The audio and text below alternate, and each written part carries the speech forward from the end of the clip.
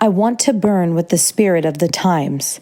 I want all servants of the stage to recognize their lofty destiny. I am disturbed at my comrades' failure to rise above narrow caste interests, which are alien to the interests of society at large. Yes, the theater can play an enormous part in the transformation of the whole of existence.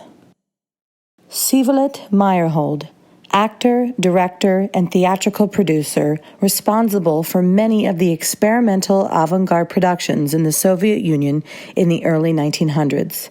Obsessed with a new theater, Meyerhold worked on staging techniques and actor training that could reflect a new reality.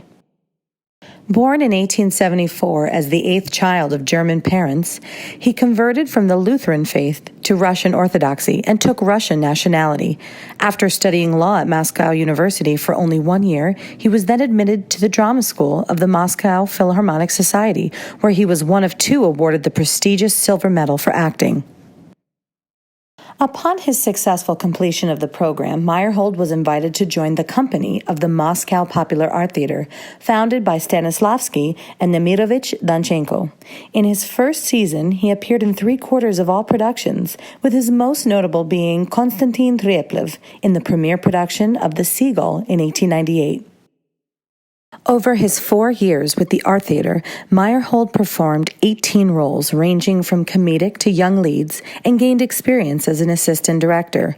More and more, he disliked the naturalistic style of acting demanded by Stanislavski, and as a result, he was cast in fewer parts as time went on.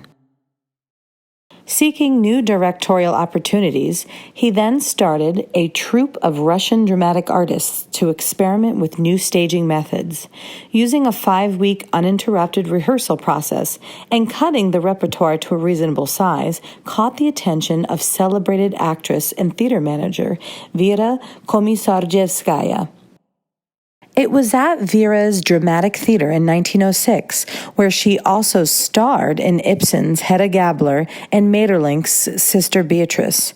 Since the roles and acting styles did not yield positive results for the company, Vera fired Meyerhold after 1 year in 1907, and he quickly returned to the Moscow Art Theater.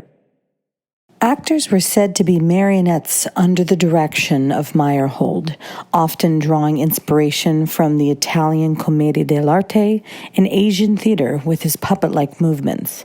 He also employed the use of slow movements and emotionless speech, combined with expressive, sculpturesque poses and gestures.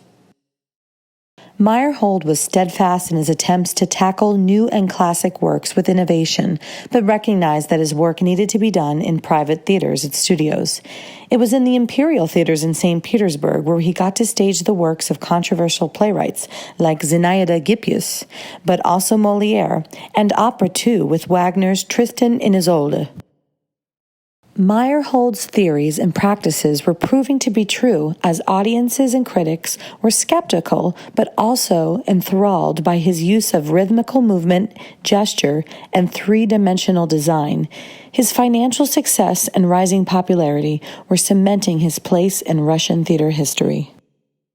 Even Stanislavski himself was puzzled by his own inability to work on text by the symbolist playwrights and marry his naturalistic acting style.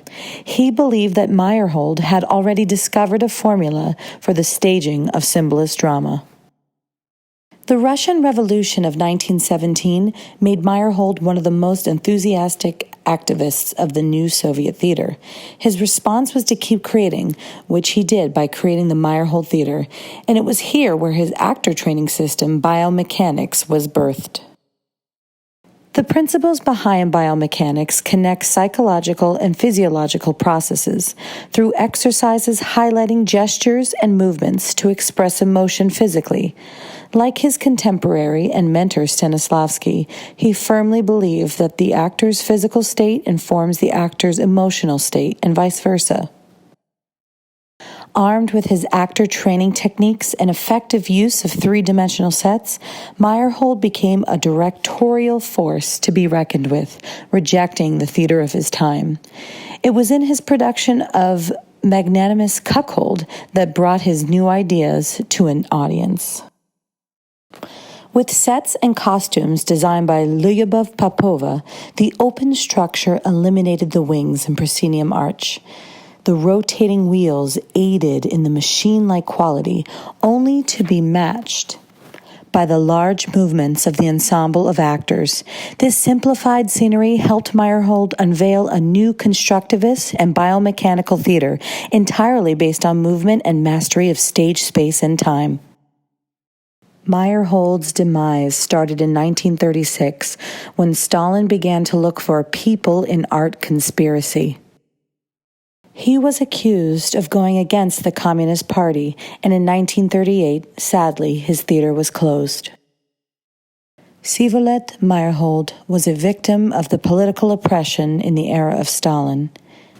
He was shot in 1940 after his trial was held in secret with no witnesses. The Meyerhold Center was founded in 1991 and is now a laboratory where taking risks is allowed. As he states in the Russian Theater Archive, if everyone praises your production, almost certainly it is rubbish. If everyone abuses it, then perhaps there is something in it.